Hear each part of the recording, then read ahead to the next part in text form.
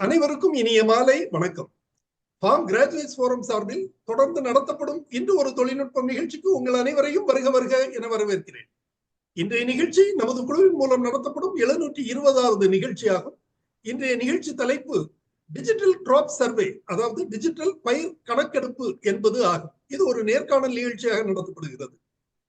வேளாண்மையையும் விவசாயிகளையும் முன்னேற்றி உயர் விளைச்சல் அடைவதுடன் விவசாயிகள் வாழ்வையும் உயர்த்திட மத்திய மற்றும் மாநில அரசுகள் பல்வேறு வளர்ச்சி திட்டங்களையும் உதவிகளையும் மானியங்களையும் திட்டமிட்டு செயல்படுத்தி அதில் ஓரளவு வெற்றியும் அடைந்திருக்கிறது. இருந்தாலும் செல்ல வேண்டிய தூரம் மிகவும் அதிகமாகவே உள்ளது எனலாம். எத்தனை திட்டங்கள் கொண்டு வந்தாலும் அவற்றின் பயன் முழுமையாக விவசாயத்திற்கோ விவசாயிகளுக்கோ சென்று சேரவில்லை என்பதே நிதர்சனமான உண்மை. இத்தகைய சூழலில் டிஜிட்டல் கிராப் சர்வே எனப்படும் பயிர் கணக்கெடுப்பு என்ற ஒரு திட்டத்தினை மத்திய அரசு அறிவித்து மாநில அரசுகள் அதனை செயல்படுத்தி வருகின்றது. இந்த திட்டம் என்பது என்ன? இந்த திட்டத்தின் நோக்கம் என்ன? இது எவ்வாறு செயல்படுத்தப்படுகிறது? இந்த திட்டம் எவ்வாறு விவசாயிகளுக்கு பயனளிக்கிறது என்பது போன்ற பல்வேறு தகவல்களை தாங்கி வருகிறது இன்றைய நிகழ்ச்சி. இந்த நிகழ்ச்சி தொடர்பான தகவல்களை வழங்கிட சிறப்பு விருந்தினராக இன்றைய நேர்காணலில் இணைய வந்துள்ளார் தென்காசி மாவட்டம் கடையநல்லூர் வட்டாரத்தின் வேளாண்மை உதவி இயக்குனர் திரு எம் உதயகுமார் அவர்கள். வாருங்கள், நிகழ்ச்சிக்கு செல்வோம். வணக்கம் திரு உதயகுமார், எப்படி இருக்கீங்க?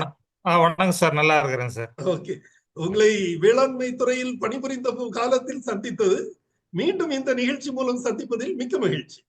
உதயகுமார், சொந்த ஊர் எங்க இருக்கிறது? என்னோட சொந்த ஊர் சார், எனக்கு தென்காசி மாவட்டத்துல புளியங்குடி பக்கத்துல ஒரு கிராமம் சார் என்னோட சொந்த ஊர். ஓகே, வேளாண்மை பட்டப்படிப்பு எங்க படிச்சீங்க? நான் வந்து கிள்ளிகுளம் வேளாண்மை கல்லூரி மற்றும் ஆராய்ச்சி நிலையத்துல படிச்சது சார். எந்த ஆண்டு முடித்தீர்கள்? 1996. அரசு பணியில் சேர்ந்தது எப்போது? அரசு பணியில் வந்து 2006 சேர்ந்தது சார். 2006, 10 ஆண்டுகள் கழித்து பணியில் சேர்ந்திருக்கிறீங்க. எத்தனை ஆண்டு அனுபவங்கள்? 2006 அப்படின்னு சொல்லும் போது ஏறக்குறைய 18 ஆண்டுகள் ஆயிடுச்சு இல்லையா? இந்த 18 ஆண்டுகளில் என்னென்ன துறைகளில் பணிபுரிந்திருக்கீங்க? எந்தெந்த பணிகளை செய்திருக்கீங்க? இப்ப நான் 2006 சார், நான் முதல்ல சேர்ந்த பணியிடம் வந்து ஆடுதுறையில் உள்ள மண் பரிசோதனை நிலையம்.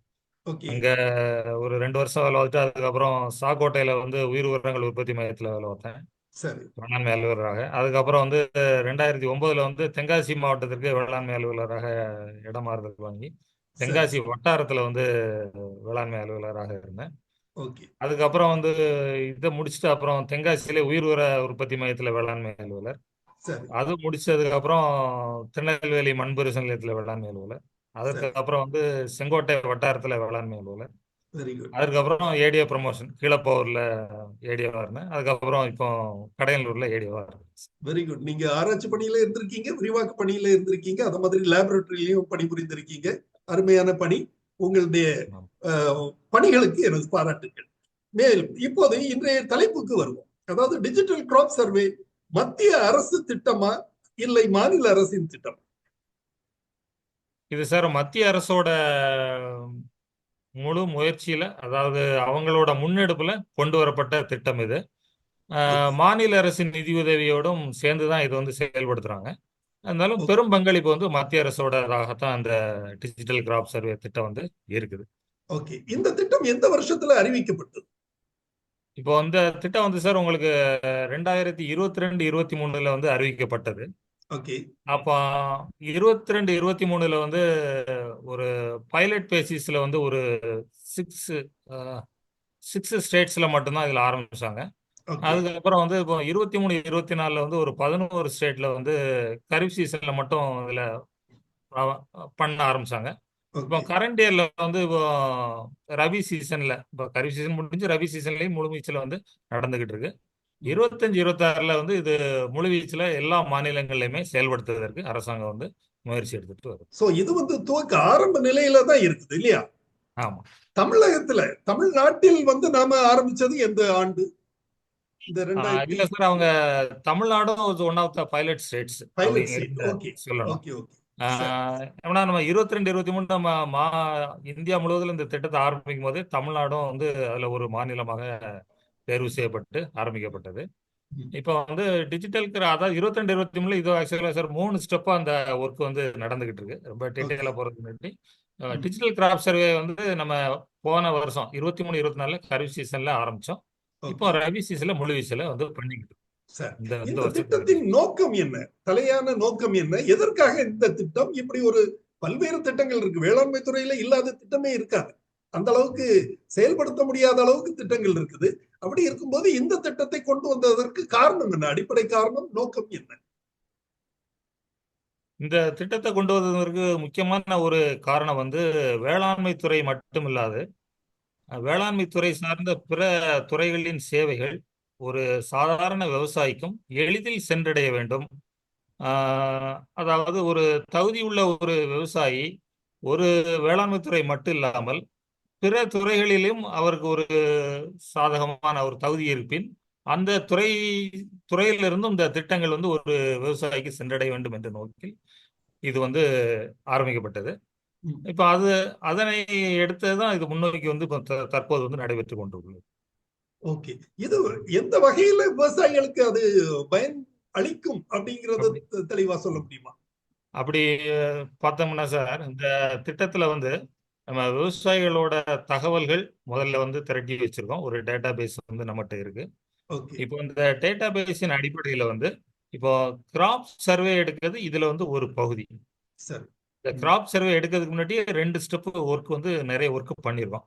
ஒன்று ஓகே. விவசாயிகளோட தகவல்கள் திரட்டி ஒரு தரவு இருக்கு நம்மகிட்ட. ஓகே. அதற்கு அடுத்து வில்லேஜ் மேப்புகளை வந்து ஒரு செட்டு அதை டிஜிட்டைஸ் பண்ணி வச்சிருக்கோம். ஓகே. அடுத்த ஸ்டெப் தான் நம்ம வந்து டிஜிட்டல் கிராப் சர்வே பண்றோம். ஓஹோ! இப்போ சோ வந்து மேப் எல்லாம் ஆல்ரெடி டிஜிட்டலைஸ் பண்ணியாச்சு இல்லையா? பண்ணியாச்சு சோ பண்ணியாச்சு. அது செஞ்சது யாரு? நம்ம துறையா அல்லது இதர துறைகளா? இல்ல அது இதர துறைகள். அது வந்து இதர துறை. முழு முழு முதலாக அது செய்தது வந்து முழு வீச்சோட செய்தது வந்து லேண்ட் சர்வே டிபார்ட்மெண்ட் தான் அதை பண்ணது, ஓகே. Digitise okay. பண்ணது பண்ணது. ஓகே. ஃபர்ஸ்ட் ஸ்டெப்ல வந்து டேட்டா விவசாயிகள் பற்றிய விவரங்கள் சேகரித்து கொடுத்தது வந்து 2 டிபார்ட்மெண்ட்டுமே பண்ணியிருக்கோம். ரெவென்யூ டிபார்ட்மெண்ட் வந்து மோர் தேன் 23 சென்ட்ஸ் லேண்ட் பார்சல்ஸ் எல்லாம் அவங்க கலெக்ட் பண்ணாங்க. சரி. Less than 23 cents land parcel அது பற்றிய டீட்டெயில்ஸ் எல்லாமே அக்ரி டிபார்ட்மெண்ட் கலெக்ட் பண்ணியிருக்கோம். சரி. அப்புறம் டிஜிட்டல் மேப்பிங் வந்து லேண்ட் சர்வே டிபார்ட்மெண்ட் பண்ணியிருக்காங்க. ம். அடுத்து டிஜிட்டல் கிராப் சர்வே இது பல 2 துறைகள் சேர்ந்து பண்ணியிருக்கோம் இது வரைக்கும். சோ அப்ப இது வந்து வருவாய்த்துறை, வேளாண்மை துறை மற்றும் நில அளவுத்துறை 3 அளவு. துறைகளால செயல்படுத்தப்பட்டு வருகிறது இல்லையா? ஆமா. பிரைமரி ஒர்க் வந்து ஃபார்மர்ஸ் ஐடென்டிபிகேஷன் வந்து வருவாய்த்துறை மற்றும் வேளாண்மை துறையினராலும், அந்த மேப் அது இதெல்லாமே அப்லோட் பண்ணது லேண்ட் சர்வே துறையினாலும், இப்போது வந்து நாம அந்த கிராப்ப வந்து என்ட்ரி போட்டுட்டு இருக்கிறோம் இல்லையா? சோ ஆமா 3 துறைகள் இந்த திட்டத்தில் செயல்பட்டு வருகின்றன. தற்போது அதாவது வேளாண்மை துறை இந்த பணியை செஞ்சிட்டு இருக்கீங்க. ஏன் ஆமா. இது வந்து பொதுவா வந்து வேற வருவாய்த்துறையின் பணி தானே. அதாவது வந்து பட்டா கொடுக்கிறது, அத மாதிரி அடங்கல் கொடுக்கிறது, அடங்கல் பதிவு செய்யறது, இது எல்லாமே வருவாய்த்துறை கிராம அலுவலர், கிராம வருவாய் அலுவலர் தான் இதை பண்றாரு. நிர்வாக அலுவலர் தான் இதை பண்றாரு. அப்படி இருக்கும்போது அவங்கள வச்சு செஞ்சா இது கொஞ்சம் கூட திறனா இருக்குமே. எதற்காக இது வேளாண்மை துறைக்கு வழங்கப்பட்டது இந்த பணி? இப்போ இந்த திட்டத்துல சார் உங்களுக்கு இப்போ போன வருஷத்துல கரீஃப் சீசன்ல பைலட் பேசிஸ்ல பண்ணும்போது ஒரு மாவட்டத்திற்கு 2, 3 கிராமங்கள் ஒதுக்கப்பட்டு அது முழுக்க முழுக்க வருவாய்த்துறை அலுவலர்களால் மட்டுமே அது வந்து செய்யப்பட்டது. அது முழுக்க முழுக்க அந்த வருவாய்த்துறை மட்டுமே அந்த பைலட் பேசிஸ்ல பண்ண வில்லேஜஸ்ல பண்ணாங்க. சரி. இப்போ இந்த வருஷத்துல வந்து கரீஃப் சீசன்ல ஆரம்பிக்கும் போதும் வருவாய்த்துறை அலுவலர்கள் வந்து இதுல வந்து ஈடுபட்டாங்க. முழுசா ஓகே. முடிக்க முடியலனாலும் கூட ஆரம்பத்துல அவங்க தான் பண்ணிக்கிட்டு இருந்தாங்க. ம். இப்போ ரபி சீசன்ல வரும்போது பாத்தீங்கன்னா உங்களுக்கு வந்து கிராப் கவரேஜ் வந்து ரொம்ப ஜாஸ்தியா இருக்கக்கூடிய ஒரு சீசன் இது. இது வந்து ஒரு துறையால் மட்டுமே ஒரு முடியாத ஒரு சூழ்நிலை இருந்ததுனால வேளாண்மை துறையும் சேர்ந்து ஒரு பண்ண வேண்டியதாச்சு. பெரும்பாலும் இப்போ வந்து வேளாண்மை துறை அலுவலர்கள் மற்ற மற்றவர்கள் உதவிகளோட இதை வந்து பண்ணி முடிச்சிருக்கோம். வருவாய் துறையில கிராமத்திற்கு ஒரு விஏஓ இருக்கிறார் இல்லையா? ஆமா. வேளாண்மை துறையில ஒரு கிராமத்துக்கு எத்தனை ஏஓ இருக்காங்க? இப்போ வருவாய்த்துறையில ஒரு கிராமத்திற்கு ஒரு விஏஓ கிராம நிர்வாக அலுவலர் இருக்காங்கிறது என்னவோ உண்மைதான். நமது வேளாண்மை துறையில வந்து 2-3 கிராமங்களுக்கு, சில 4 இல்லைன்னா 5 கிராமங்களுக்கு ஒரு, அது வட்டாரத்தை பொறுத்து மாறும்.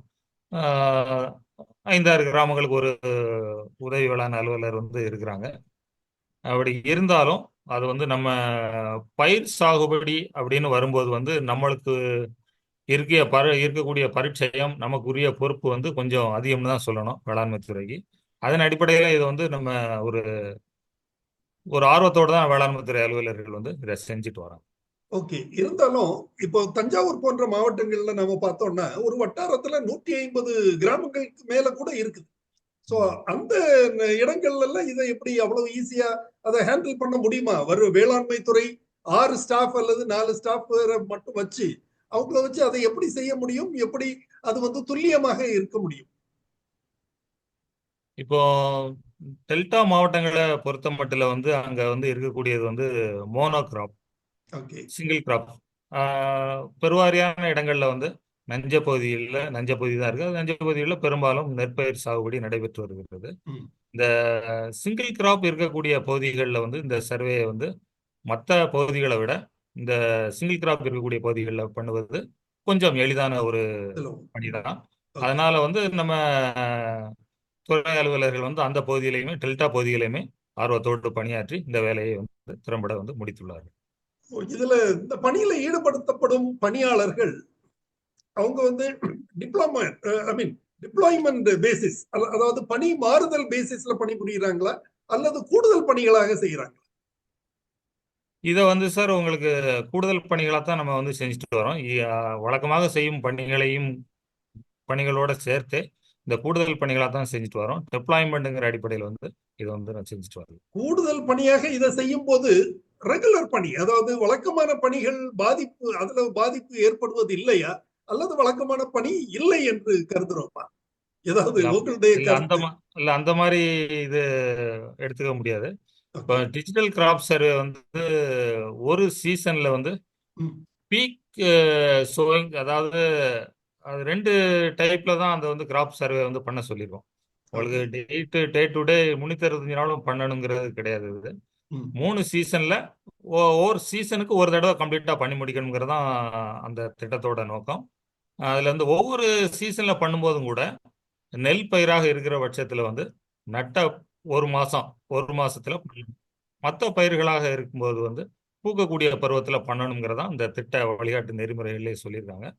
இப்போ வந்து நம்ம இந்த மாதிரி ஒரு வரையறை செய்யப்பட்டிருக்கிறதுனால வந்து நம்ம வந்து எல்லா நாட்களும் இந்த பணியில் ஈடுபடணும்னு இல்லை. தீவிரமாக ஒரு 10 நாட்கள் ஈடுபட்டாலே நமது இந்த பணியை வந்து திறமையாக வந்து செம்மையாக வந்து முடித்துவிட முடியும். நமக்கு பயிர் பருவம் தான் வேளாண்மை துறைக்கும் மிக முக்கியமான பணி காலம். அந்த காலத்துல நாம இந்த சர்வே நம்ம பணியை செஞ்சுட்டு இருந்தோம்னா அந்த பணிகளை யார் செய்வது? அதுல இடையூறு தெரியலையா, நீங்க உணரலையா, அல்லது அழுத்தம் காரணமாக செய்கிறீர்களா? இல்ல, அழுத்தம் காரணமாகன்னு நம்ம இத சொல்ல முடியாது.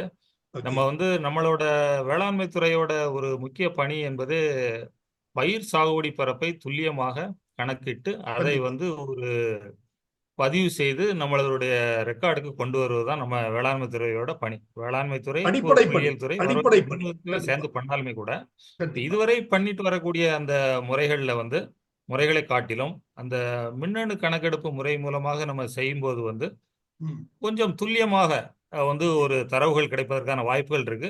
அது வேளாண்மை துறையோட முக்கியமான பணிக்கு ஒரு உறுதுணையாக இது வந்து அமைவதனால வந்து நம்ம இது வந்து சந்தோஷமாகவே நம்ம வந்து வேளாண்மை துறை அலுவலர்கள் வந்து இதை செஞ்சுட்டு வராங்கன்னு தான் சொல்லணும். கண்டிப்பா, நிச்சயமாக உங்களுடைய முயற்சிக்கும் பதிலுக்கும் எனது பாராட்டுகள். ஒரு நல்ல அலுவலராக அருமையான பதிலை கொடுத்தீங்க. மிகுந்த பாராட்டுகள். சரி, இந்த பணிகளை செய்வதற்கு உங்களுக்கு ஏதாவது உபகரணங்கள் கொடுத்திருக்காங்களா? என்னென்ன கொடுத்திருக்காங்க? இந்த பணிகளை செய்வதற்கு வந்து தனியான உபகரணங்கள் எதுவும் இல்லாவிட்டாலும் கூட நம்ம வந்து அவங்க எல்லாரு கையிலுமே, எல்லா ஆபீசர்ஸ் கையிலுமே ஸ்மார்ட் போன் இருக்கு. அதுக்கு தனியா ஆப் டிசைன் பண்ணியிருக்காங்க. மற்றபடி இந்த 2 இருந்தாலே போதும். நமக்கு வந்து ஆண்ட்ராய்டு ஃபோன் இருந்தா போதும். இப்போ இதுல வந்து iOS, ஆப்பிள் ஃபோன் வந்து இதுல இந்த ஆப் வந்து வேலை செய்யாது. ஆண்ட்ராய்டு ஃபோன் இருந்தா போதும். நம்ம அதை இருந்தாலே நம்ம அந்த டிஜிட்டல் கிராப் சர்வே வந்து பண்ணிட முடியும். ஓகே. அதாவது இந்த திட்டத்தை செயல்படுத்துறதுக்கு ஒரு நாளைக்கு ஒரு பணியாளர் எத்தனை கிராமங்கள் அல்லது எத்தனை சர்வே நம்பர் அல்லது எஃப்எம்பி அந்த மேப் எத்தனை ஃபீல்டு நீங்க விசிட் பண்ணணும் அப்படிங்கிற ஏதாவது கணக்கு இருக்குதா? டார்கெட் இல்ல அப்படி வந்து இதுவரை வரையறை செய்யப்படாவிட்டாலுமே கூட இப்ப நான் ஏற்கனவே ஒரு டெல்டா பகுதிகளில் உள்ள சர்வேயை பத்தி நான் குறிப்பிடும் போது ஏற்கனவே சொன்னேன். ஒரு பகுதியில் வந்து மோனோ கிராப் சிங்கிள் கிராப் வந்து வாஸ்ட் ஏரியாவில் கல்டிவேஷன் நடந்துகிட்டு இருக்கும்போது அந்த பகுதிகளில் வந்து ஒரு அலுவலர், அதாவது சர்வேயர், அதை யாரு பண்ணாலும் சரி, அவங்க வந்து கூடுதலான ஒரு உட்பிரிவுகளில் வந்து இந்த சர்வேயை வந்து முடிச்சிட முடியும். அதுக்குள்ள ப்ரொசீஜர் வந்து ஒரு சர்வே நம்பர்ல ஏகப்பட்ட சப்டிவிஷன் இருந்தா கூட அது சிங்கிள் கிராப்பா இருக்கும்போது குயிக்கா முடிச்சிட முடியும். மல்டி கிராப்பா இருந்தா தான் கொஞ்சம் டைம் எடுக்கும். நம்ம வந்து சிங்கிள் கிராப்பா இருக்கிற பட்சத்துல இதில் பார்த்தீங்கன்னா ஒரு 2 மணி நேரம் ஃபுல் ஸ்விங் அவங்க வேலை பார்த்தாங்கன்னாலே ஒரு 200 சப்டிவிஷன்ஸ் வரைக்கும் அவங்க சிங்கிள் கிராப்னா பண்ண முடியும். மல்டி கிராப்னா கொஞ்சம் குறைஞ்சது பண்ண முடியும். ஓகே. தென்காசி மாவட்டத்தை பொறுத்தவரையில இதுவரைக்கும் இந்த பணியில எத்தனை சதம் வரை நீங்க முடிச்சிருப்பீங்க? இப்போ தென்காசி மாவட்டத்தை பொறுத்தளவில் வந்து கிட்டத்தட்ட சார் இப்போ எங்களுக்கு மொத்த இலக்கு வந்து 9,80,000 சப்டிவிஷன்ஸ் வந்து பண்ண வேண்டி இருந்தது. சரி. இப்போ நாங்கள் 100% வந்து எங்க தென்காசி மாவட்டத்தில் வந்து முடிச்சிட்டோம். ஓ, வெரி குட் வெரி குட். 100% முடிஞ்சது. சரி சரி சரி. இத மாதிரி தமிழகத்துல எத்தனை மாவட்டங்கள் முடிச்சிருக்காங்க, என்ன எவ்வளவு, அதோட சதவீதத்தையும் சொல்லுங்க, அச்சீவ்மெண்ட் சொல்ல முடிந்தா. மாநில அளவுல வந்து மொத்தத்துல இப்போ இது தேதி வரைக்கும் 92% முடிஞ்சிருக்கு. Very good. 92% முடிஞ்சதுல கிட்டத்தட்ட ஒரு 10 மாவட்டங்களுக்கு மேலவே 100% முடிச்சிட்டாங்க. Okay okay. மற்றபடி இருக்கக்கூடிய மாவட்டங்களையுமே கொஞ்சம் சொற்ப எண்ணிக்கையில தான் சப்டிவிஷன்ஸ் வந்து முடிக்க வேண்டியிருக்கு. அவங்களும் தொடர்ந்து அதை பண்ணிக்கிட்டு இருக்கு. இன்னும் எவ்வளவு நாள்ல முடிக்க இயலும் என்பது உங்களுடைய பார்வை? இப்போ இதை வந்து சார் நம்ம ஆக்சுவலாக இப்போ பார்த்தீங்கன்னா சார், இப்போ இந்த வருஷம் இப்போ தென்காசி திருநெல்வேலி மாவட்டங்களை பொறுத்தளவில் வந்து இப்போ தென்காசியில் முடிச்சிட்டோம். திருநெல்வேலியில் கொஞ்சம் அவங்ககிட்ட கொஞ்சம் லேட்டில் இருக்காங்க. பட் இருந்தால் என்ன விவரம்னா, நம்ம வந்து ரபி சீசனுக்குள்ளதை வந்து நவம்பர் 30 முடிக்கணும். இப்போ பேடி கிராப் பிளான்டிங் வந்து கொஞ்சம் லேட்டாக நடந்துகிட்டு இருக்கனால இப்போ டிசம்பர் 15 வரையும் தாண்டி போய்கிட்டு இருக்கு. டிசம்பர் 30க்குள்ளேயாவது அவங்க இந்த இதுக்குள்ள முடிச்சிருவாங்கன்னு நினைக்கிறேன். மிச்சம் உள்ள கொஞ்சம் தாங்க இருக்கு. ஓகே. அப்ப இது வந்து தொடர்கதை தான் இல்லையா? ஒவ்வொரு வருஷமும் இது டிஜிட்டலைஸ் பண்ணிட்டே இருக்கணுமா? ஏன்னா நான் ஏன் கேட்கிறேன்னா, ஒரு பயிர் முடிஞ்ச பிறகு இன்னொரு பயிர் போவோம். அப்ப அதையும் டிஜிட்டலைஸ் பண்ணணும்ல, எப்படி அது இல்ல ஒரு வருஷத்துக்கு அதான் நான் ஏற்கனவே சொன்ன மாதிரி நம்ம ஏற்கனவே நம்ம வெல் டிஃபைன்டு சீசன்ஸ் இருக்கு. காரிப், ராபி, ஜெய்டு, கோடைகால பருவ பயிர்கள்னு சொல்லி வச்சிருக்கோம். 3 சீசன்லயுமே ஒரு சீசனுக்கு எல்லா சர்வே நம்பர் சப்டிவிஷன்ஸையுமே கவர் பண்றதுதான் ஒரு தடவை டிஜிட்டல் கிராப் சர்வே பண்றதாக இருக்கும். இதே மாதிரி நம்ம 3 தடவை ஒரு வருஷத்துக்கு பண்ணணும். Okay okay. 3 தடவை 3 சீசன்ல பண்ணணும் இல்லையா? பண்ணணும். Okay okay. சரி, இந்த நடைமுறை எப்படி, இந்த செயல்படுத்தப்படுகிறது, இந்த திட்டம் எப்படி செயல்படுத்தப்படுகிறது அப்படிங்கிறத கொஞ்சம் விரிவாக சொல்ல முடியுமா? நான் சொல்றேன் சார். இப்போ அந்த டிஜிட்டல் கிராப் சர்வே அப்படிங்கிறது பாத்தீங்கன்னா, இப்போ ஒரு நிலத்துல என்ன பயிர் இருக்கு, ஒரு சர்வே நம்பர் என்ன, அதுல உள்ள சப்டிவிஷன்ஸ் ஒன்னொன்னுலையுமே என்ன பயிர் இருக்குன்னு பதிவு பண்றதுதான் இந்த டிஜிட்டல் கிராப் சர்வேயோட நோக்கம்.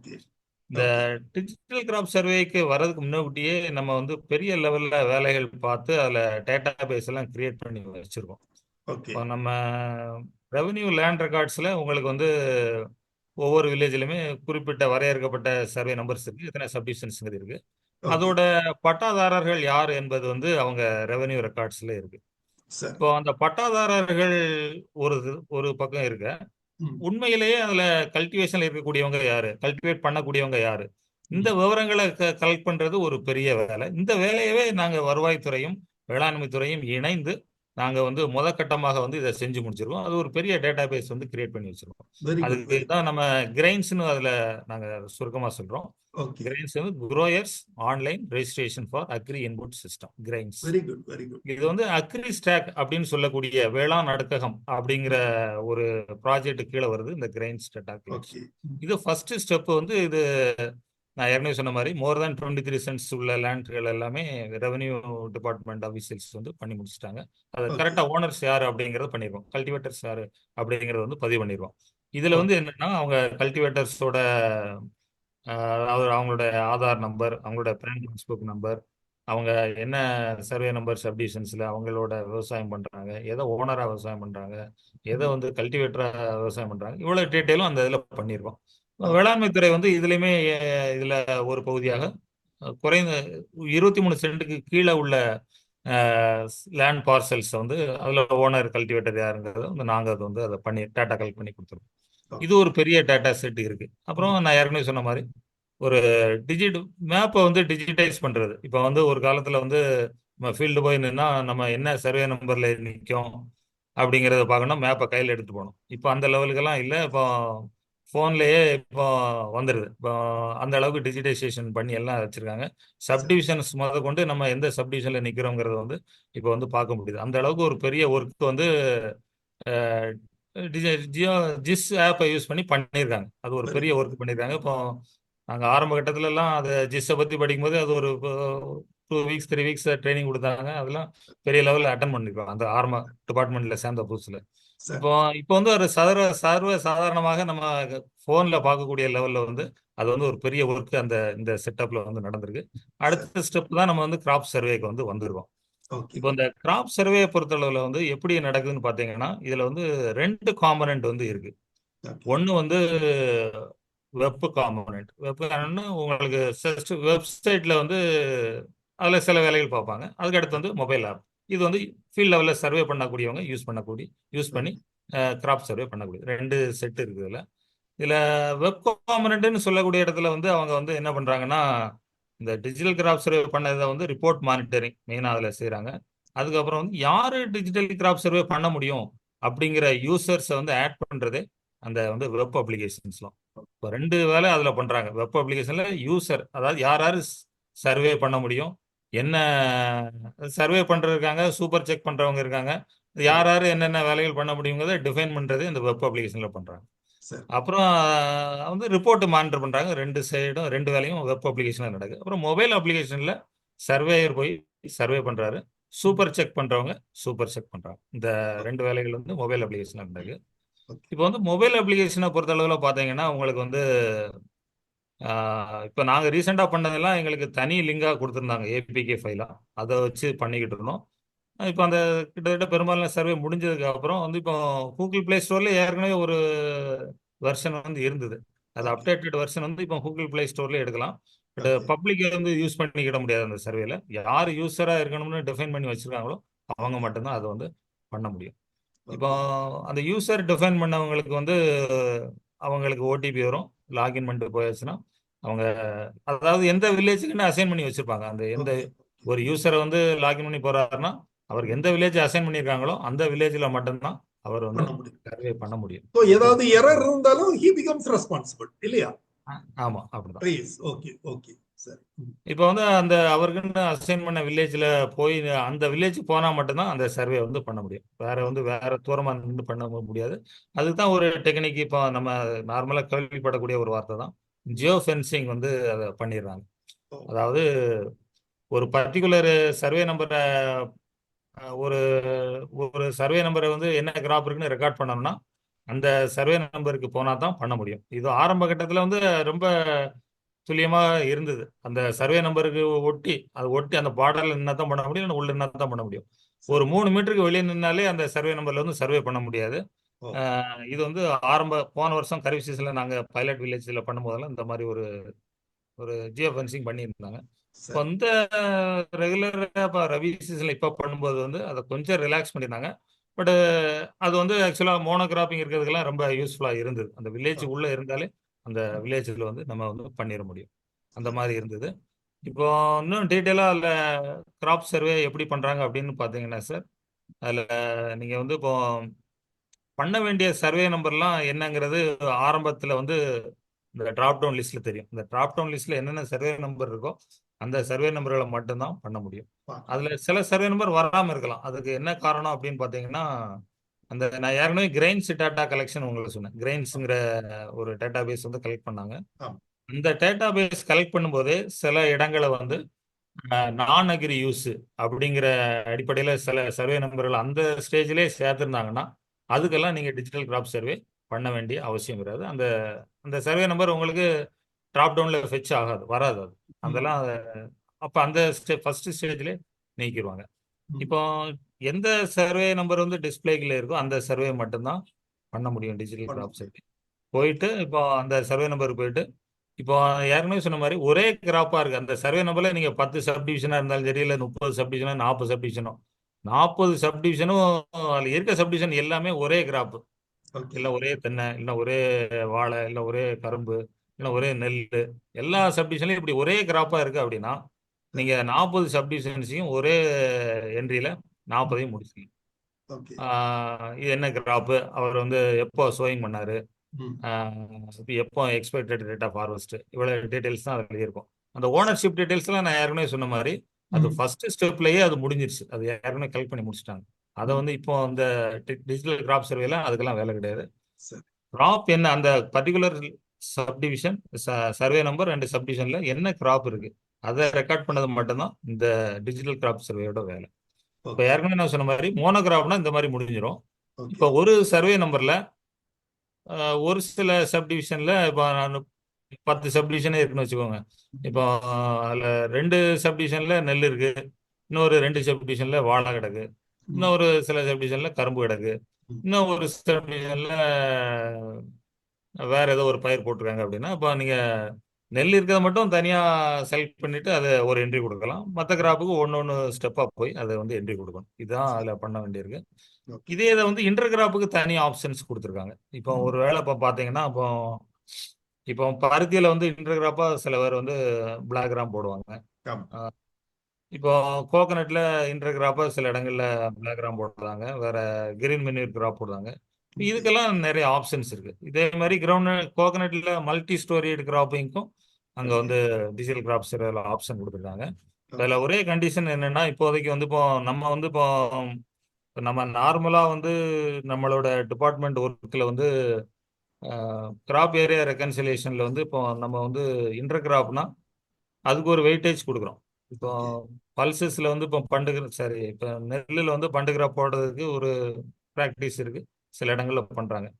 அப்படி இருக்கும்போது நம்ம என்ன ஸ்டாண்டர்ட் நார்ம்ஸ் என்ன சொல்லுதுன்னா 1/6 ஆஃப் த ஏரியா வந்து அதை பல்ஸ்ன்னு நம்ம வந்து ரெக்கன்சில் பண்ணணும் அப்படிங்கிறது வந்து ஒரு ஸ்டாண்டர்டு நார்ம்ஸ் இருக்கு, ஸ்டாண்டர்டு ப்ரொசீஜர் இருக்கு. இது well accepted norm by all the 3 departments, statistics, agri and revenue. But இதுல என்ன, அதுல ஒரு இதை மட்டும் பண்ணிட்டாங்க அப்படின்னா 1/6 ஆஃப் த ஏரியா அப்படின்னா over and above the paddy area, அப்படிதான் நம்ம அதை எடுத்துக்கணும். இப்போ நம்ம மேனுவலா பண்றதுல இப்போ 1 ஏக்கர் நெல் இருக்கு, அதுல வந்து இப்போ பண்டு கிராப்பா பல்சஸ் போட்டிருக்காங்கன்னா 1/6 ஆஃப் த அந்த பேடி ஏரியா வந்து பல்சஸ்ன்னு ரெக்கார்ட் பண்ணணும், மேனுவலா நடக்கக்கூடிய ப்ரொசீஜர். இப்போ இதுல என்ன பண்ணிருக்காங்க அப்படின்னு பாத்தீங்கன்னா டிஜிட்டல் கிராப் சர்வேல அந்த டோட்டல் ஏரியாவை வந்து எக்ஸீட் ஆகக்கூடாது, அந்த மாதிரி பண்ணிட்டாங்க. எக்ஸீட் ஆகக்கூடாதுன்னா அது எப்படி, எனக்கு புரியல. எக்ஸீட் ஆகக்கூடாது அப்படின்னா இப்போ 1 ஏக்கர் இருக்குன்னா 1 ஏக்கர்ல அந்த ஃபீல்டோட பரப்பளவு 1 ஏக்கர் அப்படின்னா இந்த இப்போ நெல் ஏரியா இப்போ இது ஆக்சுவலா இப்போ பண்டு கிராப்போ பல்சஸ் போட்டிருக்காரு, பல்சஸ் வந்து இப்போ நீங்க ஒரு 0.05 அப்படின்னு அதுல ரெக்கார்ட் பண்ணீங்கன்னா மிச்சம் 0.95 மட்டும்தான் நெல்லுக்கு ரெக்கார்ட் பண்ண முடியும்.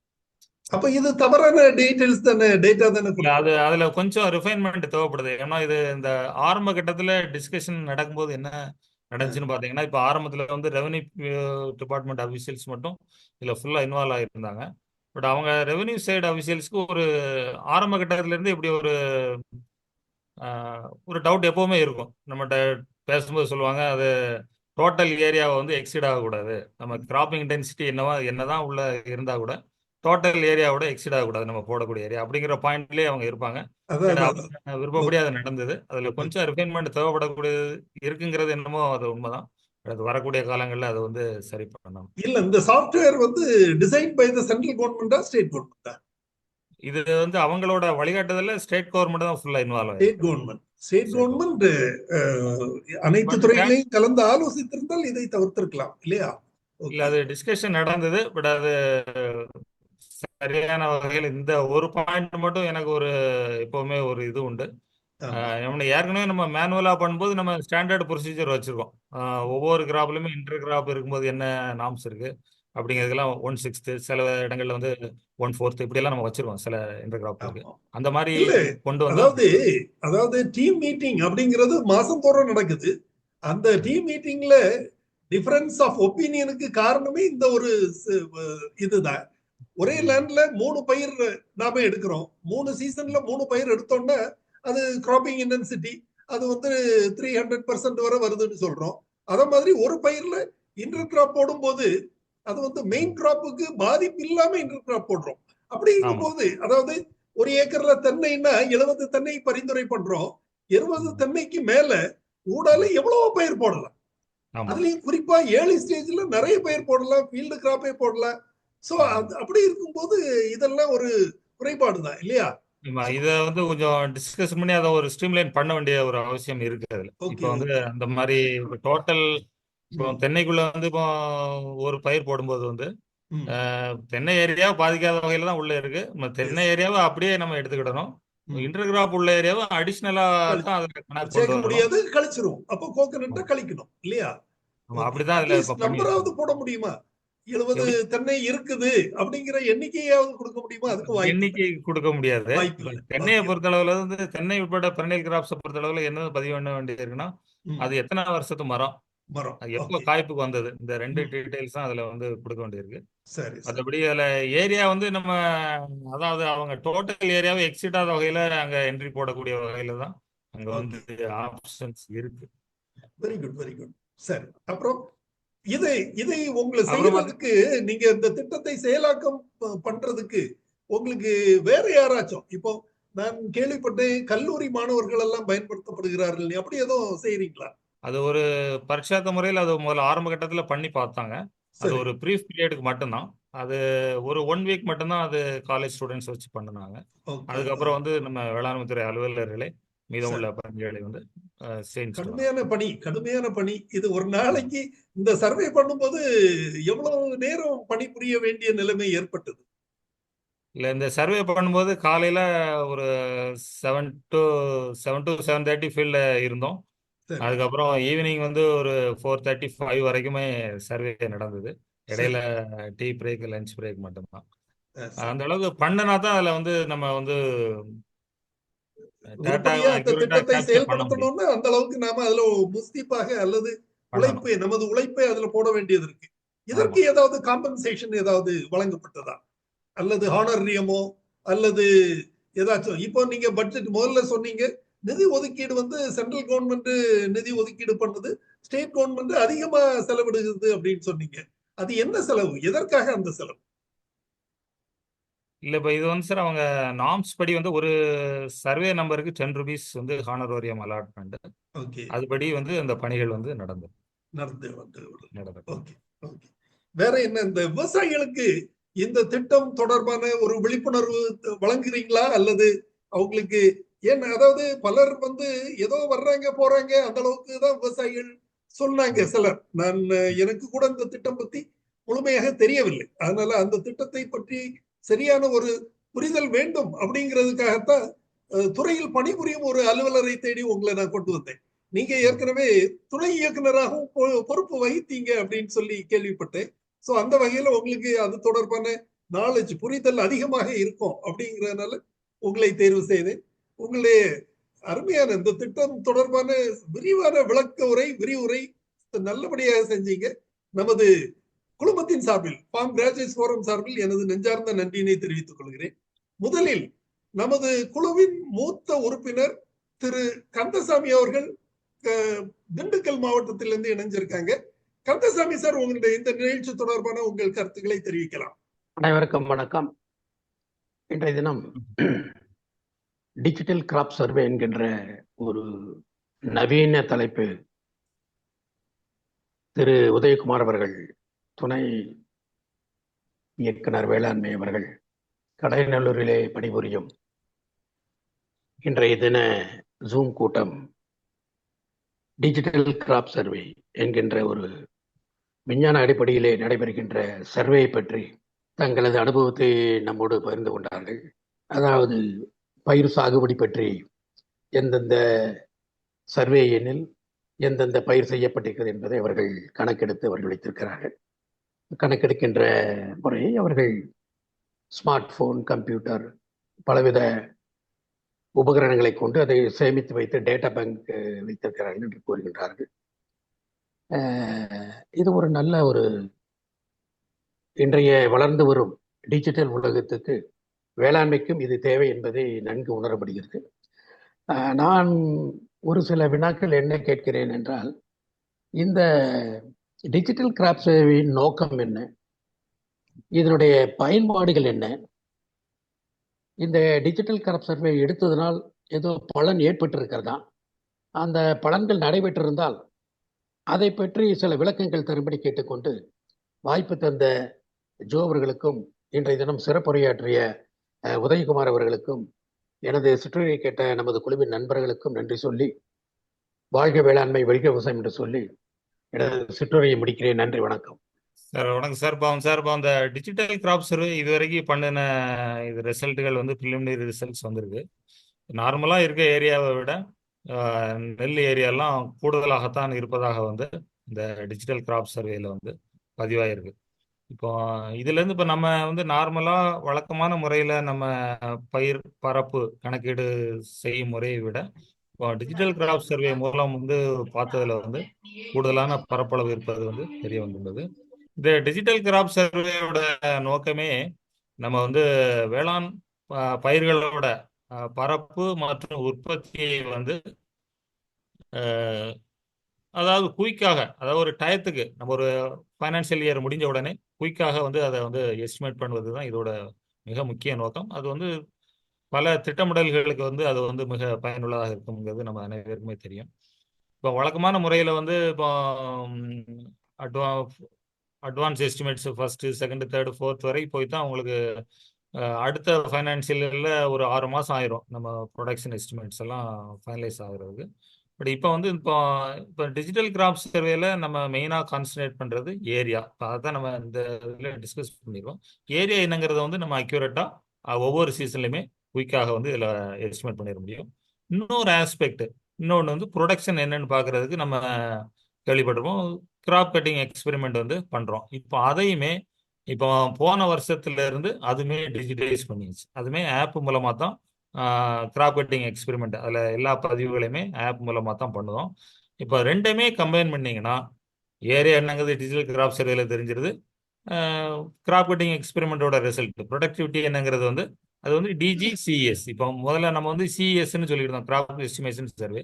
இப்போ வந்து டிஜிசிஎஸ் அப்படிங்கிற ஒரு ஆப் மூலமாக கிராப் கட்டிங் எக்ஸ்பெரிமெண்ட்டையும் செய்கிறோம். இந்த ரெண்டையும் கம்பைன் பண்ணி ப்ரொடக்ஷன் என்னங்கிறத வந்து நம்ம வந்து குயிக்காக வந்து இதில் பண்ண முடியும். இது வந்து அரசாங்க சைடு உள்ள ஒரு திட்டமிடலுக்கு இது பயனுள்ளதாக இருக்கு. விவசாயிகள் சம்மந்தப்பட்டதுன்னு பார்த்தீங்கன்னா நம்ம டிஜிட்டல் கிராப் சர்வே இது வந்து அந்த பயிர் பரப்பு அப்படிங்கிறத மட்டும் நம்ம கவனத்தில் கொள்ளாமல், நம்ம ஏற்கனவே நம்ம சொன்ன மாதிரி இப்போ நம்ம ஏற்கனவே ஃபார்மர் டீட்டெயில்ஸ் வந்து கலெக்ட் பண்ணியிருக்கோம். அந்த அவரோட லேண்டில் என்ன கிராப்புங்கிறத வந்து நம்ம இங்கே எஸ்டிமேட் பண்ணுறோம். இந்த details, crop details, land details எல்லாம் கம்பைன் பண்ணி பார்க்கும்போது ஒரு விவசாயிக்கு வந்து இப்போ இந்த சீசனில் வந்து அவர் என்ன பயிர் சாகுபடி பண்ணுறாரு, அவரோட கிராப் இன்சூரன்ஸ் ரெக்குயர்மெண்ட் என்ன, அவருடைய கிராப் லோன் ரெக்குயர்மெண்ட் என்ன, வேற என்ன ஸ்கீம்களில் வந்து இப்போ இவர் ஆதார்லாம் பதிவு பண்ணிடுவோம், இவர் எந்த ஸ்கீமில் இது வந்து தகுதி இருந்தும் எந்த ஸ்கீமில் பலன் வாங்கியிருக்காரு, தகுதி இருந்தும் வேற எந்த ஸ்கீமில் பலன் வாங்கலை அப்படிங்கிறது எல்லாமே இப்போ கவர்மெண்ட் எடுத்து இப்போ எங்களுக்கெல்லாம் லிஸ்ட் கொடுத்து இவர் இந்த ஸ்கீமுக்கு தகுதியானவராக இருக்காரு, இவரை வந்து ஏன் நீங்கள் சேர்க்கலை, அவரை போய் பார்த்து இந்த திட்டத்தில் சேர்க்கறதுக்கு ஏற்பாடுகளை பண்ணுங்க அப்படிங்கிற வகையில் கவர்மெண்ட்லேருந்து எங்களுக்கு அலுவலர்களுக்கு ஃபீட்பேக் கொடுக்கக்கூடிய வகையில் இந்த திட்டம் வந்து செம்மையாக வந்து செயல்படுத்தப்பட்டு வருகிறது.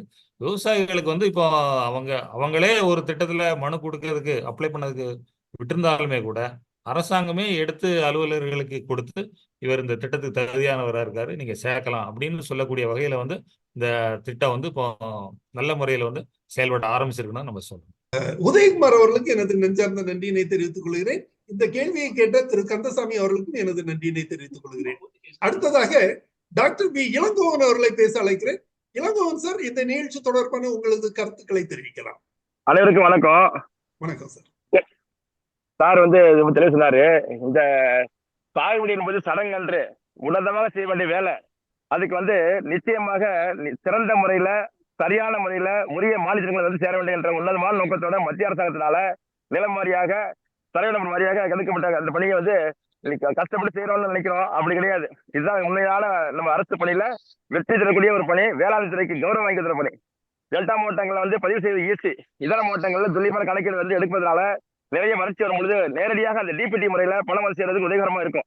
இதை தெரிஞ்ச இன்னொரு சிறப்பு என்னன்னு கேட்டீங்கன்னா, இந்த நிலம் இல்லாதவர்கள், நான்லாம் வந்து ஒரு பதவியில் பணிபுரிந்த ஒரு மாவட்டத்துல நிலம் இல்லாதவங்க இந்த மத்திய அரசு பணத்தை வாங்கலாம்னு டிரான்ஸ்ஃபர் பண்ணாங்க. அந்த கணக்கீடுகளை குறைபடுறதுனால இடர் செய்யக்கூடிய தவறுகள் எங்கேயும் வரக்கூடாங்கிற உன்னத நோக்கம் செய்யப்பட்ட இந்த கணிப்பொறிமயமான பணியில அடுத்த ட்ரோன்ஸ் பயன்படுத்தலாம். மத்திய அரசாங்கத்துல வந்து ஆடிட் மூலமா ட்ரோன் வச்சு கரெக்டா பாக்குறாங்க. ஸோ நமக்கு அடுத்து வெறும் ட்ரோன் மூலமாகவும் சில ஆய்வுகளை சரியாக செய்வதற்கும், இந்த எப்படி டிராக்டர் வந்து ஏன்னா ஒரு உயரதிகாரி வந்து எப்படி பாக்குறாங்களோ அந்த மாதிரி அலுவலருக்கு அதை வந்து அதிகாரம் கொடுத்து அதையும் பயன்படுத்தணுங்க ஒரு அன்பான ஆலோசனை கொடுத்துக்கிறேன். சார் வேலை பார்க்குறவரெல்லாம் சின்ன ஊருங்க, அதிகமான கிராப் கிடையாதுங்க, வேலையை முடிச்சுட்டாரு, வெற்றியை பாராட்டுறோம். இன்னும் நிறைய பேர் செத்துட்டு இருக்காங்க ஊருக்குள்ள. ஏன்னு கேட்டா இந்த மாவட்டங்கள் எல்லாமே ஹெட்ரோஜினஸா இருக்கு சார், ஹோமோஜினஸ் இல்ல. சேலம் மாவட்டத்தில் 20 பிளாக்குங்க, ஒரு ஜேடியை வந்து நினைச்சா 4 மணி நேரம் ஆகும் சார் ஒரு பிளாக் அடுத்த பிளாக் வந்து வரதுக்கு. வாஸ்ட் அண்ட் வைட் ஏரியாலும் சில மாவட்டங்கள் இருக்குது, இன்னும் பிரிக்கப்படாத வட்டாரங்கள் இருக்குது. ஸோ கலப்பணியாளர்கள் கடுமையான பணி சுமை தான் இது. இதுல வந்து இல்லைன்னு சொல்ல முடியாது. இருந்த போதில் வந்து முடிவுகள் ஆரம்பம் நம்ம என்னைக்காவது நாளைக்கு தெளிவான முடிவு வரணும். ஒரு விஷயத்துல மத்திய அரசு அனைத்து மாநிலங்கள் நமக்கு மட்டும் இல்லாமல் விவசாயிங்கிற ஒரு நல்ல உன்னதமான உழைப்பாளிக்கு பல்வேறு துறைகளுடைய சலுகைகளையும் கொடுக்கறதுக்கு உன்னதம் உதவி பண்ணணும். ஸ்டாட்டிக்ஸ் துறை பத்தி சொல்ற போது carelessly collected and carefully tablet இருப்பாங்க. அவங்கள்ட்ட கால்நடை சர்வே எடுக்க சொன்னா ஒரு ஊரை 100 மணி சொல்லுவாங்க. ஸோ அவருடைய தவறான மாதிரி அணுகுமுறையில பேக் ஃபைலிங் டேட்டா பார்த்து பொய் சொல்லிட்டு இருந்தனால நிறைய இடங்கள் திட்டமிட சரியில்லைங்கனால தான் மத்திய அரசு இந்த உன்னதமான எடுத்துருக்காங்க. இது தவிர தவறானவருக்கு மானியம் போக்கூடாங்கிற உன்னதமான நோக்கத்தோட அது பார்த்தா ஒரு சிறு விவசாயி ஒரு நபர் வாங்கியிருக்காரு மானியம். அவர் 5 ஊர் அவர் 2 ஏக்கர் வச்சிருக்காரு. ஸோ அவர் சிறு விவசாயி வருவாரா? இந்த மாதிரி குமுலேட்டிவா ஒரு டோட்டல் ஏரியாவை பார்க்கக்கூடிய அருமையான வாய்ப்பையும் அந்த சாஃப்ட்வேர் கொடுத்துருக்குது. ஸோ கஷ்டம் தான் நிச்சயமா. ஸ்டார்டிங்ல வந்து ஒரு டூத்திங் இஷ்யூ சொல்லுவாங்க இதெல்லாம். But definitely it will be very good support for all the AOs. இன்னும் சொல்ல போனா நம்ம ஃபீல்டு ஸ்டாஃப் வந்து யாரா இருந்தாலுமே ஒரே நபர் கொடுக்குறாங்கிற குற்றச்சாட்டை, அதாவது ஒரே நபருக்கு மானியம் போயிட்டு இருக்கிற ஒரு குற்றச்சாட்டை நம்ம தவிர்க்க வாய்ப்பு இருக்கு. விவசாயிகள் தானாக வந்து மானியத்தை வாங்கலாம், தானாக பணத்தை வாங்கிட்டு போகலாம். எத்தனையோ சுமைகளுக்கு இருந்தா கூட பணிப்பொழி இருந்தா கூட இதை வந்து ஆன்லைன் சிஸ்டம் வந்து நிச்சயமா நம்ம வந்து எப்படி நம்ம வந்து ஒரு ஆன்லைன் புக்கிங்ல டிக்கெட் போட்டு ஊருக்கு போயிட்டு இருக்கோம், இன்னைக்கு நினைச்சு ஊருக்கு போறோம். அந்த மாதிரி விவசாயிக்கு இன்னைக்கு நினைச்சு நாளைக்கு மானியம் வரணும். என்னுடைய ஒரு இன்னொரு கருத்து என்னன்னா 24 hours ரெலீஸ் வரணும் டிபார்ட்மெண்ட்ல. இன்னும் வந்து நியூஸ்ல காற்று கொண்டுட்டாங்க. விவசாயிகள் எவ்வளவு திடுப்புல எப்பயோ தேவைப்படுது. மழை பெஞ்சா வெள்ளம் வந்தா எப்படி போய் காடு நம்ம கணக்கு எடுக்கிறோமோ இனி அந்த பஞ்சம் கிடையாது, வேலை கிடையாது. சரியான நம்பர் இருக்குது பார்த்த மாதிரி. இன்னும் சொல்ல போனா இந்த வேலை ஆரம்பிச்சு 3 வருஷம் ஆச்சுங்க. கிரைன்ஸ்ல நாங்களாம் எல்லா மாவட்டத்திலையும் ஒவ்வொரு ஜேடியாவுக்கும் இலக்கு கொடுத்து கடுமையான ஆய்வுகளோட நாங்க எல்லாருடைய டேட்டா என்ட்ரி போட்டோம். சோ ஊர்ல உள்ளவங்க சாடி பண்றவங்க யாருங்கிறத விட முக்கியமா நிறைய மாவட்டங்கள்ல கோயில் நிலங்கள் இருக்குதுங்க. அது யார் பண்ணாலும் கணக்கு இல்லாம இருக்கு. ஸோ ஆவணங்களை கரெக்டா ஆய்வு செய்வதில் எத்தனையோ இடர்பாடு எல்லாருக்கும் இருந்துச்சு. நிறைய வந்து சஸ்பெண்ட் இருக்காங்க சார். ரிஜிஸ்டர் லெவல்ல ஒரு லேண்டுக்கு ஒரு வீட்டுக்கு 2 வாட்டி பதிவு பண்றாங்க because of that documentation gaps and lapses.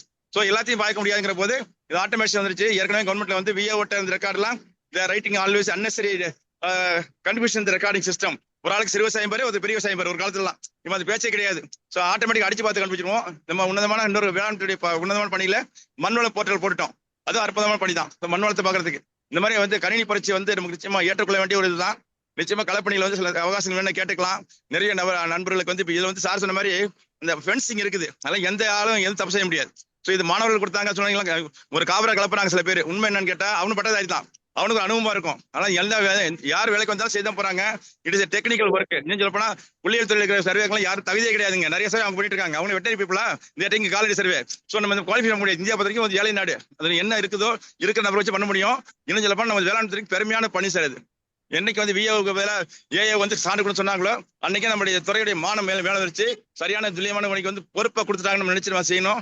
நான் இந்த அனைத்து அலுவலினுடைய அன்பான வாழ்த்துக்கள் தெரிவிச்சுக்கிறேன். இந்த பணி சிறப்பு எல்லாரும் உதவி பண்ண அன்பான கோரிக்கை தெரிவிச்சுக்கலாம். பழைய வேளாண்மை துறையில அசிஸ்டன்ட் இருக்கும் போது கூட இந்த திட்டம் வந்து கண்ணி பண்ணி சொல்லிட்டு. ஆனா இன்னைக்கு அளவுக்கு தெளிவா சார் சொன்ன மாதிரி இப்ப ஏரியா கவரேஜ் கூட புனக கம்மி இல்லை சார். அது தனியாக ஒரு இதை போட்டு நம்ம எடுத்துடலாம், டேட்டா ஷீட் போட்டுக்கலாம். ஏரியா கவரேஜ் சொன்னீங்களா, பல்சஸ் பண்ணீங்களா, அவங்களுக்கு தெரியும் இன்டர்கிராப்னு.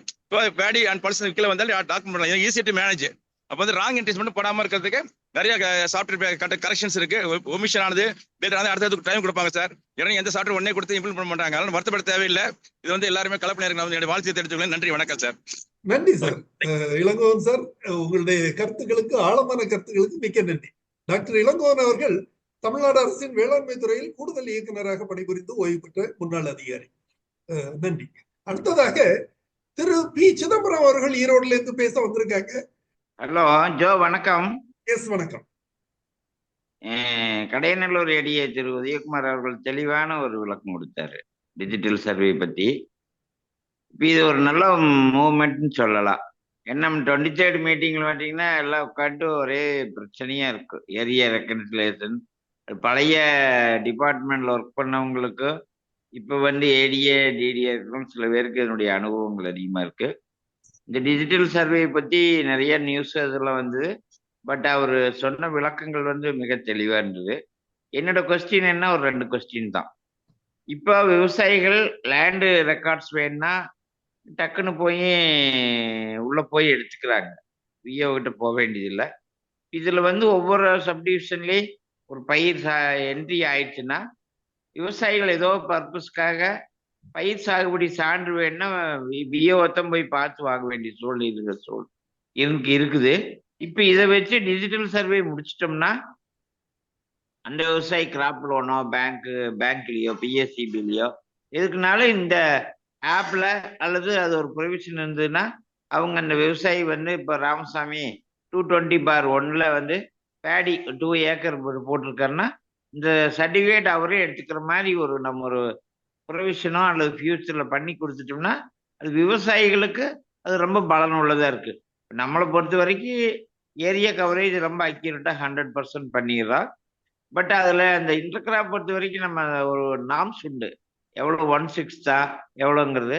அது நம்ம வந்து இன்டர்கிராப் பல்சஸ்னா அது வந்து இத்தனை ஏக்கர்ல இவ்வளவு பல்சஸ் வந்துக்கிற மாதிரி நம்ம தனியா கொண்டு போய் கிராப்பிங் இன்டென்சிட்டி வந்து நம்ம அதிகப்படுத்துறீங்கன்னா கூட ஏரியா கவரேஜ் பியூர் கிராப்ல இவ்வளவு, இன்டர் கிராப்ல இவ்வளவு வந்து இப்ப ரைஸ் வேலோ பல்சஸ்லயோ சுகர் கேன்லயோ சோயாபீன்லயோ பல்சஸ் வருதுன்னா அதை நம்ம அப்படி பிரிச்சு காட்டி கிராப் கவரேஜ்ல அதை நம்ம அதிகப்படுத்தி காமிக்கணும்.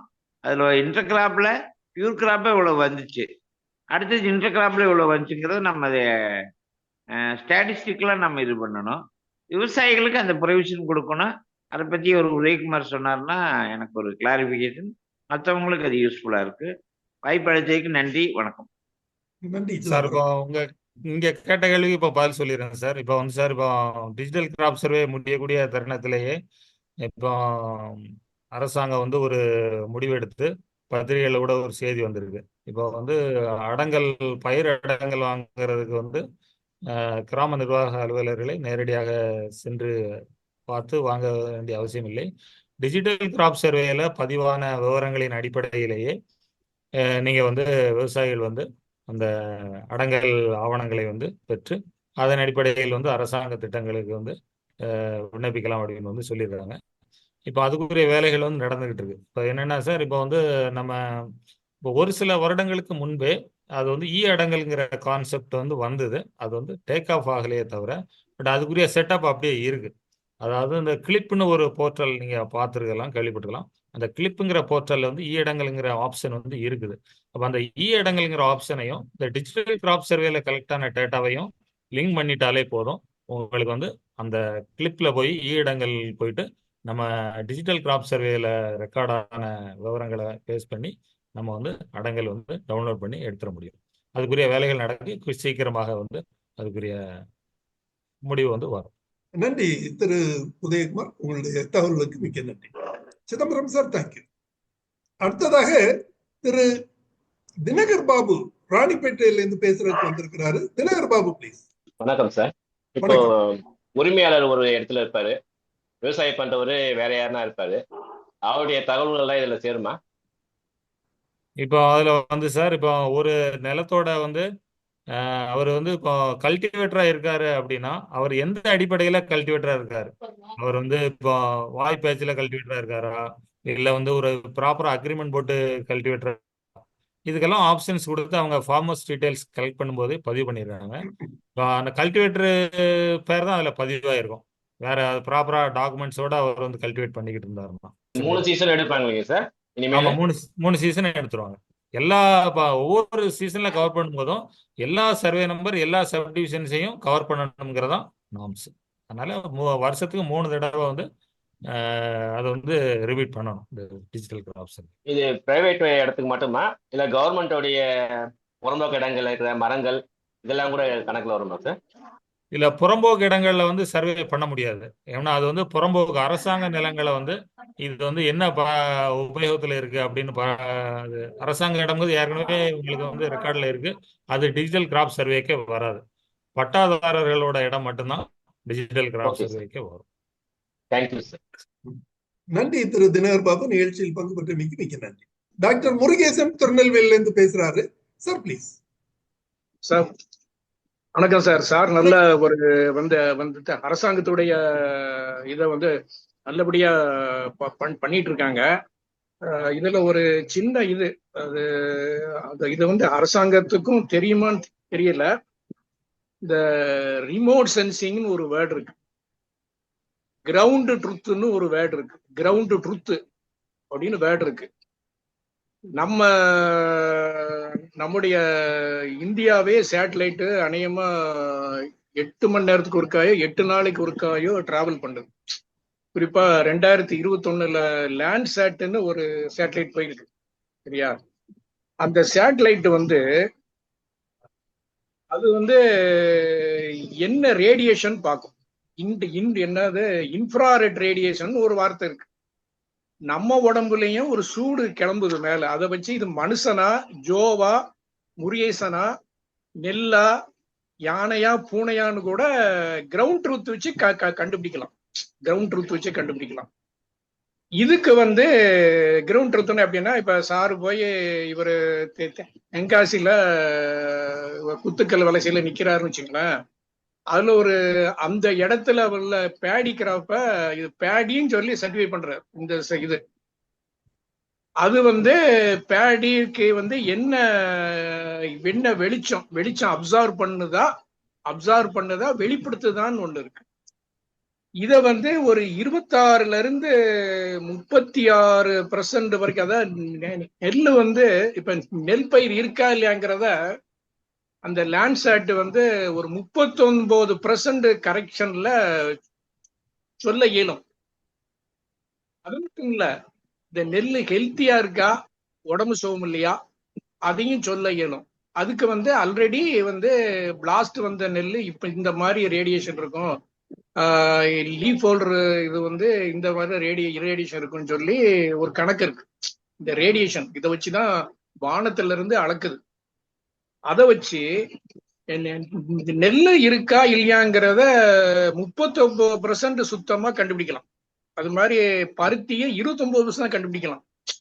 ஈவன் பருத்திலேயே பாத்தீங்கன்னா SCPR 2 பருத்தி வந்து லைட் மஞ்சளா இருக்கும், சார் லைட் கிரீனா இருக்கும், MC5 டார்க் கிரீனா இருக்கும். இந்த வேரியேஷன்லாம் இருக்கு. அதுக்கு கிரவுண்ட் ட்ரூத், இப்போ உதாரணத்துக்கு SCPR 4 பருத்தி வந்து லைட் கிரீன், அது லைட் கிரீனா இருக்கு இந்த ரேடியேஷன் சொல்லி அதுக்கு நம்ம கீழ இருந்து ஒரு இடத்துல நின்றுகிட்டு சொன்னாலே வந்துடும். இது வந்து அந்த கிரவுண்ட் டேட்டாவை யூட்டிலைஸ் பண்ண முடியும். அது ஏன் முடியலன்னு தெரியல. அதுக்கு வந்து ஆள் இல்லையா, மேனுவல் இல்லையா, எக்ஸ்பர்ட்ஸ் இல்லையா, அதுக்கு இப்ப இதுக்கு மாதிரி ப்ரொவிஷன் இல்லையா? இதுக்கெல்லாம் அண்ணா யூனிவர்சிட்டியில இது இருக்கு, எல்லாமே இருக்கு. அது லேண்ட் யூஸ், அந்த மாதிரி லேண்ட் யூஸ் சர்வேல ஈவன் வந்து ஒருத்தர் ஒரு பேங்க் ரிட்டையர்டு மேனேஜர் ஒரு சொன்னாரு, ஒரு பிளான் காட்டினார். அதுல என்ன சொல்றாருன்னா, அவருடைய லேண்டுக்கு வந்து ரிமோட் சென்சிங் மேப்பே காட்டுறாரு. ரிமோட் சென்சிங் மேப் அதுல வந்து அவரு எல்லைய வந்து இவரு போய் நின்னுகிட்டு இருந்தாலே கண்டுபிடிச்சலாமா, இவர் இந்த இடத்துல நிக்கிறேன் அந்த இடக்குன்னு சொல்லி. இது உதாரணத்துக்கு இந்த கூகுள் மேப்ல எங்க வீடே தெரியுது. கூகுள் மேப்ல எங்க வீடு தெரியற மாதிரி தெரியுது, தெரு தெரியுது, வீடு தெரியுது, கடை தெரியுது, வெளிச்சம் தெரியுது. ஆல்ரெடி கூகுள் மேப்ல இந்த பக்கம் போனா தெரு இருக்கு, இதுல இந்த தெருக்குலாம் நம்ம கண்டுபிடிக்கிறோம், அதுல இருக்குது. சில சமயம் தப்பா போயிருது. நம்ம ஒருத்தர் வீட்டுக்கு போனேன், அவர் வீடை நோக்கி போகும்போது குளம் வந்துருச்சு.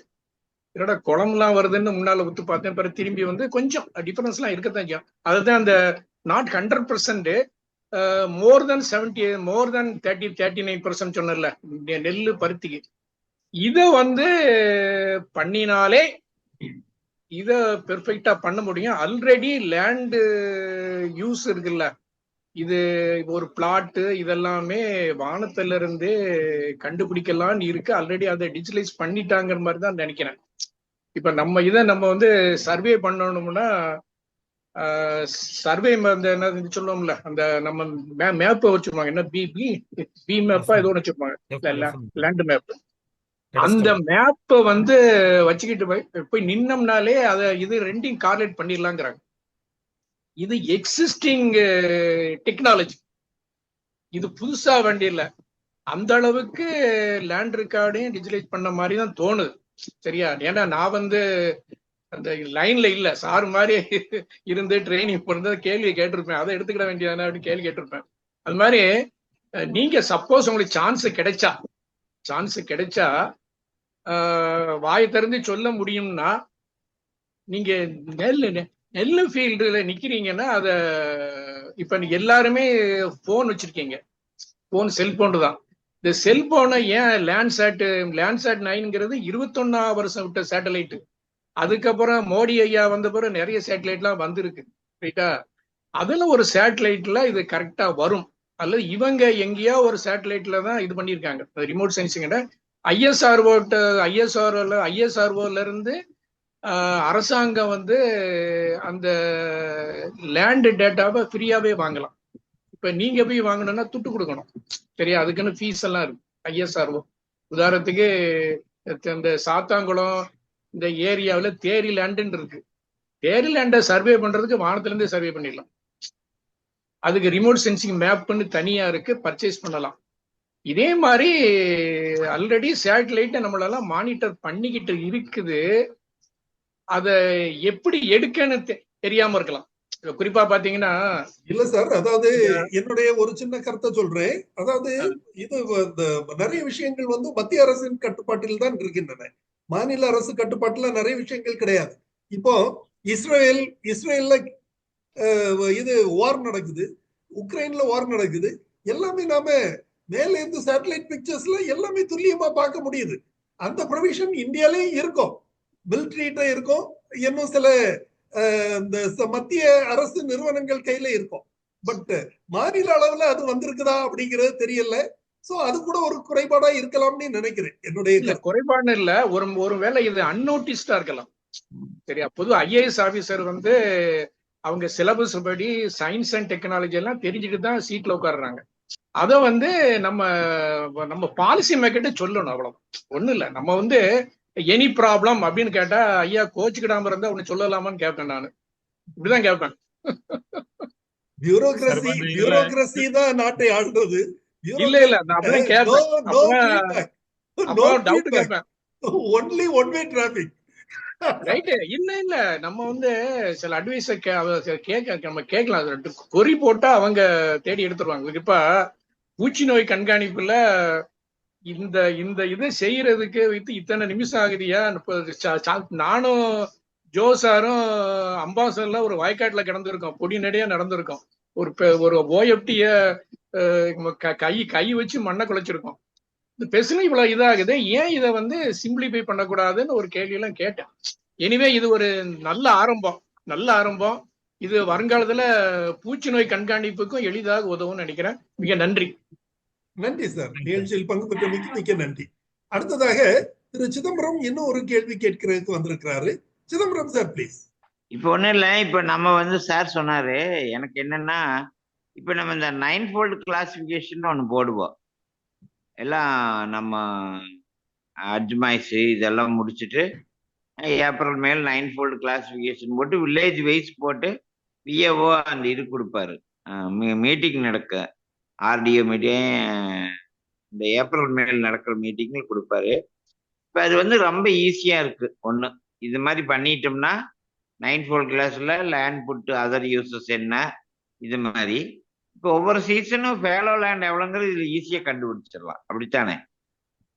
இந்த சீசன்ல பேடி இவ்வளவு, ஃபேலோ இவ்வளவு, அந்த ஆயக்காட்டுல ஃபேலோ இவ்வளவுங்கிறத ஈஸியா கண்டுபிடிச்சிடலாங்கிறது என்னுடைய அப்சர்வேஷனு.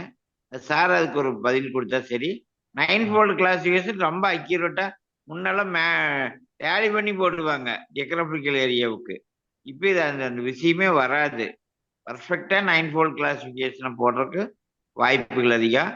அவர் சார் முருகேசன் சார் சொன்னாரு, நம்ம எப்படி வந்து அந்த இன்ஃப்ராரெட் ரேடியேஷன் மூலமா தான் நம்ம அந்த மனுஷங்கள்லாம் எவ்வளவு பாப்புலேஷன், அடுத்து கிராப் வைஸ் அந்த கலர் இருக்கு, கலர் இன்டென்சிட்டி வந்து சேட்டலைட்ல இருந்து கொடுத்தாங்கன்னா பட்டுன்னு அந்த இந்தியாவில் பேடி எவ்வளவு, வீட் எவ்வளவு அப்படிங்கிற அந்த இதெல்லாம் ஈஸியா பண்ணிட்டு இருக்கிறாங்க. அதை வச்சு தான் இப்போ பண்றாங்க.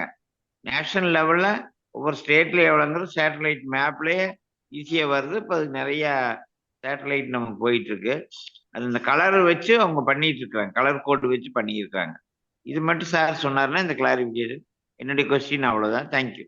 சரி சார். இப்போ அதில் சார் டிஜிட்டல் கிராப் சர்வேல சார் 9-fold கிளாசிஃபிகேஷனில் உள்ள எல்லா கிளாசிஃபிகேஷன்ஸுமே ரெக்கார்ட் பண்ணதுக்கு ப்ரொவிஷன் இருக்கு சார். நம்ம கிராப் ஏரியா ரெக்கார்ட் பண்ணும்போது நெட் ஏரியா சோன் வந்துருது. கிராஸ் கிராப் ஏரியா வந்து அதில் 3 சீசன் பண்ணும்போது கிராஸ் கிராப் ஏரியா வந்துருது. அப்புறம் வந்து நீங்கள் கரண்ட் ஃபெலோவை பொறுத்தளவில் வந்து இப்போ நம்ம வந்து 9-fold கிளாசிஃபிகேஷனில் கரண்ட் ஃபெலோன்னு நம்ம டிஃபைன் பண்ணுறது வந்து ஒரு வருஷம் முழுவதும் ஃபெலோ இருந்தால் தான் அதை வந்து கரண்ட் ஃபாலோன்னு வந்து நம்ம டிஃபைன் பண்ணி சொல்கிறோம் நம்ம நடைமுறையில். இப்போ ஒவ்வொரு சீசனுக்கும் ஃபேலோ லேண்டு அப்படிங்கிறத வந்து அது ஆக்சுவலாக என்ன எப்படி ப்ரோக்ராம் பண்ணியிருக்காங்கன்னா, கரண்ட் ஃபேலோன்னு ஒரு இதை வந்து ரெக்கார்ட் பண்ணிட்டீங்கன்னா அதை வந்து அந்த வருஷம் ஃபுல்லாக அதை வந்து மாற்ற முடியாது. அந்த மாதிரி ப்ரோக்ராம் பண்ணியிருக்காங்க. அதனால வந்து இப்போ என்னென்னா ஒரு சீசனில் அதர் ஃபேலோ போன வருஷமும் ஃபேலோவாக இருந்திருக்கு, இல்லை இந்த வருஷமும் அந்த சீசனில் ஃபேலோவாக இருக்குது, இனிமேல் அது சாகுபடிக்கு இந்த வருஷத்தில் வரதுக்கு வாய்ப்பு இல்லைன்னா மட்டும்தான் அதில் வந்து அதாவது ஒரு ஃபேலோ ஒரு இப்போ இந்த சீசனில் இருக்க ஃபேலோ லேண்டு இதுக்கு முன்னாடி இந்த வருஷத்தில் ஆரம்பத்துலேயும் தரிசாக கிடந்தது, இனிமேலும் வரதுக்கு வாய்ப்பு இல்லைன்னா மட்டும்தான் அது கரண்ட் ஃபேலோவாக சேர்க்க சொல்லியிருக்காங்க. அதர் ஃபேலோ நமக்கு தெரியும், அது போன வருஷமும் தரிசாக கிடக்குது, ஒரு 2 வருஷத்துலேருந்து 5 வருஷத்துக்கு வரைக்கும் உள்ள தரிசாக கிடக்குது, அதையும் சேர்க்கறதுக்கு ப்ரொவிஷன்ஸ் இருக்குது. நான் எக்ரி யூஸ் சேர்க்கறதுக்கு ப்ரொவிஷன்ஸ் கொடுத்துருக்காங்க. பிளாட்டு லேஅவுட்ஸ்கள் சேர்க்கறதுக்கும் ஆப்ஷன்ஸ் இருக்குது. இப்படி எல்லா ஆப்ஷன்ஸுமே அதில் இருக்குது சார். நம்ம ஃபேலன் உட்பட வந்து நாங்கள் அதை வந்து பதிவு பண்ணிட்டு தான் வரோம். அது கரெக்டான கணக்குகள் வந்து டிஜிட்டல் கிராப் சர்வேலே வந்துருது. இந்த டிஜிட்டல் கிராப் சர்வே ஃபார்மர்ஸ்க்கா ஆர் ஃபார் சம்படி எல்ஸா சார்? இந்த டிஜிட்டல் இல்ல, இது வந்து மொத்தத்திலே இந்தியாவுக்கு எல்லாருக்கும், அதாவது டிஜிட்டலைசிங் த ரெவன்யூ ரெக்கார்ட்ஸ் இப்போ வந்து விஏ ஓட்ட போய் சிரமப்பட்டு வாங்கிட்டு வரணும் இல்லையா, காத்திருந்து சிரமப்பட்டு வாங்கிட்டு வரணும். அதை மாற்றுவதற்கு ஒரு முயற்சி. இனி வந்து அவங்க பேப்பர்ல எழுதி கொடுத்து கையெழுத்து போட்டு காத்திருந்து வாங்கிட்டு வர வேண்டிய அவசியம் இல்லை. இது எல்லாமே ஆன்லைன்ல வந்துருது. இதுதான் அதோட முக்கியமான.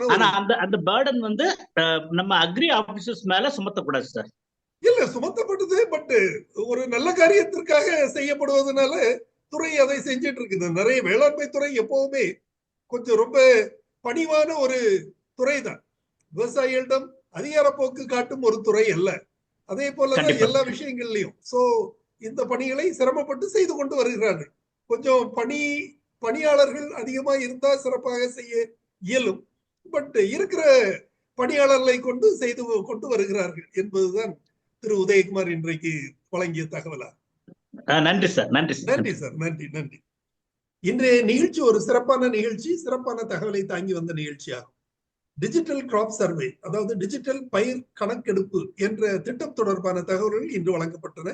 இந்த தகவல்களை நமக்கு செம்மையாக வழங்கிய திரு உதயகுமார் அவர்களுக்கு எனது நெஞ்சார்ந்த நன்றியினை தெரிவித்துக் கொள்கிறேன். சார் வந்து வேளாண்மை உதவி இயக்குனர். அந்த வேளாண்மை உதவி இயக்குனர் பதவியே ஒரு அதிக பணி பளு உள்ள ஒரு பதவியாகும். அந்த பணியில இருந்து கொண்டு கூடுதல் தகவல்களை நமக்கு வழங்கிய திரு உதயகுமார் வேளாண்மை உதவி இயக்குனர் அவர்களுக்கு எனது நெஞ்சார்ந்த நன்றியினை தெரிவித்துக் கொள்கிறேன். பல்வேறு தகவல்கள், பலரும் அறிந்திராத தகவல் நமக்கு தெரியப்பட்டது. இந்த அரசின் ஒரு நல்ல உயரிய நோக்கம் இதில் தெரிய வந்தது. இந்த பணியை செய்து கொண்டிருக்கும் அனைத்து வேளாண்மை துறை மற்றும் சகோதரத்துறை அனைத்து துறை பணியாளர்களுக்கும் நமது நன்றியினை தெரிவித்துக் கொள்வோம். இந்த தகவலை நமக்கு வழங்கியமைக்கு நமது பண்ணை பட்டதாரிகள் என்ற ஃபார்ம் கிராஜுவேட்ஸ் போரம் சார்பில் திரு உதயகுமார் அவர்களுக்கு எனது நெஞ்சார்ந்த நன்றியினை தெரிவித்துக் கொள்கிறேன். இந்த நிகழ்ச்சியத்துடன் நிறைவு பெறுகிறது. இன்னொரு நிகழ்ச்சியில் நாளை மறுதினம் காலை 10 மணிக்கு சந்திக்கலாம். நன்றி, வணக்கம். நன்றி உதயகுமார். வணக்கம் சார். வாய்ப்பு வழங்கியமைக்கு நன்றி சார். நன்றி.